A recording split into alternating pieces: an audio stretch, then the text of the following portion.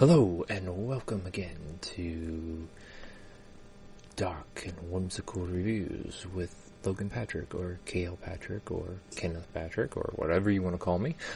So, this time I'm doing another indie book just in time for Halloween. This one is really fun, and it's the second book I've read by this author, but I think everybody should read it, especially heading towards the Halloween season and Mischief Night, specifically. So it's Mischief Night by James Kaine.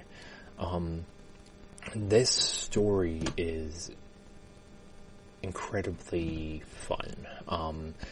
It gives me the vibes of those old slasher films, and James has even said that it's a love letter to the slasher genre as a whole, and that's really freaking cool.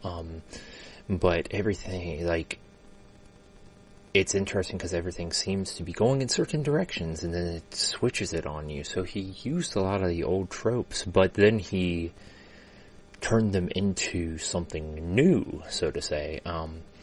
And I really, really enjoyed that. So, there were a few things where I couldn't predict it because, the slasher genre is usually fairly simple. Someone escapes from a mental institution or something interesting, like they drowned in a lake and they come back, or they're a demon of some sort and they're going around killing kids. But this time it's yes, there are teenagers, but that's not necessarily the main focus, and we actually start the novel meeting the main character, or not the main character, but kind of the antagonist, Jack, and we learn what he's for, and about the demon ball, and how he's going to do all these specific things, and that this guy, Jack, is working for him, and he used to have, and these aren't big spoilers, but he used to have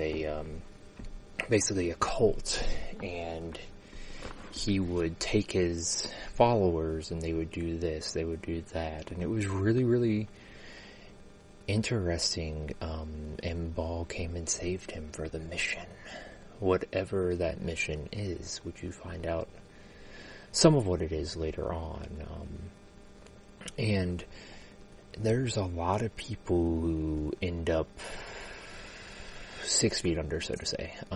Gotta remember not to use, it's gonna take a while to say unalived or something like that, so that it doesn't trigger anything. But, basically we have the intersection of a young mother and her abusive husband, and running away to a farmhouse, which is the perfect setting for a slasher. In ways it reminds me not just of the house in Haddonfield from Halloween, but also it reminds me of the I think it was the cabins in Friday the 13th Part 3, I believe, where Chris was the final girl. And there kinda is a final girl, but not at the same time. It's very intriguing, and there's slightly gory deaths, slightly not gory deaths, a hulking monster of a man who's doing some crazy stuff, a cunning man, a crazy man, there's all kinds of things going on, and those first few you meet early on in the book, in the novella, literally within the first chapter. So this book, I think everybody should go out and buy it as soon as they can. And I listened to the audiobook, and Tom Jordan does. It's any audiobook narrated by him I'll listen to, because his voice is just so perfect for it all. And I look forward to anything that he's doing. He has done a lot of James Kaine stuff. He's done a lot of John Durgan stuff, and they're phenomenal. And he has that voice, and he creates these characters, and you get so invested in them. And on top of that, the writing is so quick. like, you have a little bit of the typical, in a slasher, you have that build up to the moments. But then once the moments come in the dark, then the lights go down and the kids go and do their thing and they're ready for Halloween, then everything just explodes. And it's a roller coaster of a read. Like, you will read through it in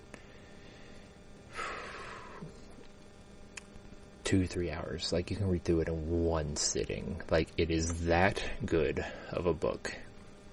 And the cover is beautiful. Like, this book is, like,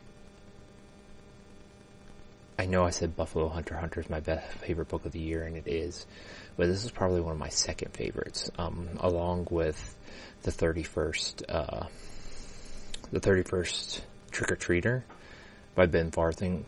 Another really good one, but I won't talk much about that one at all. Here, it might be, I do want to review it at some point, but it's so fun, and if you read on Halloween, you'll be terrified by this trio of madmen and what the heck's going on, and the twists and the turns and the adventure that you end up on. And it's 5 stars, like, 5-star, phenomenal read. Everything James Kaine puts out is incredible, and he has beautiful editions. Like, I got this really cool edition of his book, My Pet Werewolf, and I'm excited to read this one, but that's for another day. But definitely check him out. He's a phenomenal writer. He will have you pulled in within the first chapter, and will not let you go until the end. He does the same thing with his book, The Dead Children's Playground. Yeah, The Dead Children's Playground, I believe that's the name of it. But that's it for this one. I'll record another one for here soon, and we'll just keep this going until I run out of books or things keep calm down. But definitely check it out. Get it as soon as you can, and like, run to get this book, because it's so fun, so scary, and just get it as soon as possible and read it for Halloween. Like, you can get signed copies from his website. You can get the audiobook, which I highly suggest, because he did, Tom Jordan did an incredible job with it. But until then, I hope you all read it. I hope it's worth your while. But he's a great independent publisher, and he is doing some wonderful stuff that is making waves in the horror community, and everyone should look into it. And I think, I'm not sure what I'm going to do for the next one, but we might get some fantasy. How's that sound? Some fantasy of some sort. It might be one of mine, because I've been on kind of a fantasy trend, along with rereading The Shining right now, and It. And there's too many books, along with my own writing. But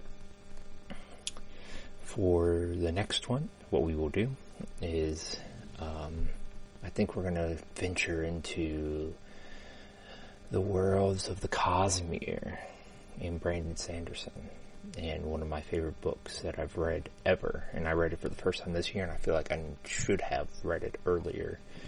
I'm going to talk about Mistborn, and I might make the whole trilogy into one video.